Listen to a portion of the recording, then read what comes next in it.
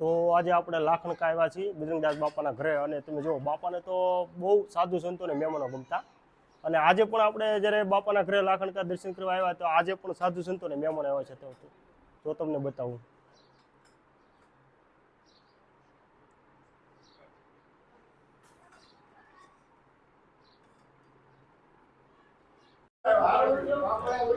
તો કયા ગામથી મહેમાન આવ્યા છે જરાક આપણે મહેમાનનો અને પરિચય પણ આપણે લેશું। જો અલગ અલગ ગામથી બધાય બાપાના ઘરે દર્શન કરવા આવ્યા છે અને આજ બાપુના અતિથિ બધા બન્યા છે।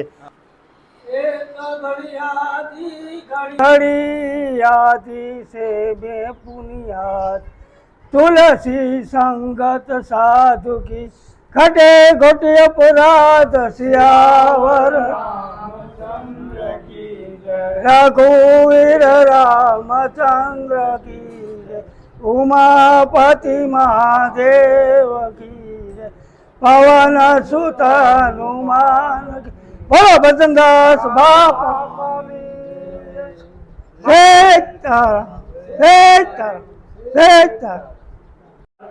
બાપુ કયા ગામથી આવ્યા છો? નવિયાણા।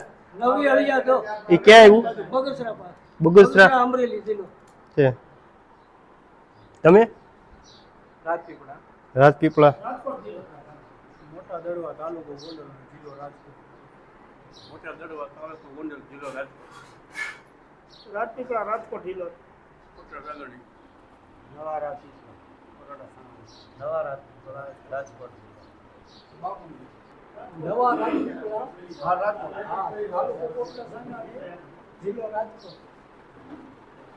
તો અત્યારે તમે જુઓ અલગ અલગ ગામથી બધાય બાપાના ઘરે દર્શન કરવા આવ્યા છે અને આજ બાપુના અતિથિ બધા બન્યા છે અને બાપાનું પણ જીવન એવું હતું અને મનુ બાપુનું પણ જીવન એવું છે કે કોઈ સાધુ સંતો કોઈ મહેમાન આવે એટલે એ રાજી રાજી થઈ જાય તો મારા આંગણે મહેમાન ક્યાંથી એમ।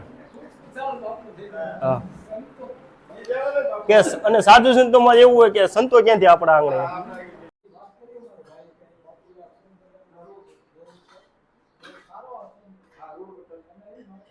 હા હનુમાનજી મહારાજના તમે દર્શન કરો છે એની બાપાએ ઘણી ભક્તિ કરેલી ભજન કરેલું અને એની બાજુમાં તે બજરંગદાસ બાપાની જે દેવલોક પાવ્યા એ ચરણ પાદુકાની તકતી લગાડેલી છે। એમાં વાર તારીખ લખેલું છે કે પરમ પૂજ્ય શ્રી બજરંગદાસ બાપા દેવલોક પામ્યા સંવંત 2033ના પોષ વદી ચોથને રવિવારે તારીખ 9/1/1977 એવું પણ લખેલું છે। જો તમે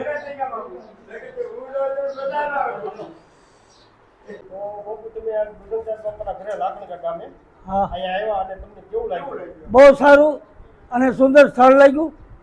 બાપાના સાનિધ્યમાં પવિત્ર ઉત્તમ અને સત્કાર્ય અમારા હોય છે, અમારા કાંઈક કર્મ સારા હોય છે તો અમારા આ સંતોના શરણે અમે આ દર્શનમાં પધાર્યા।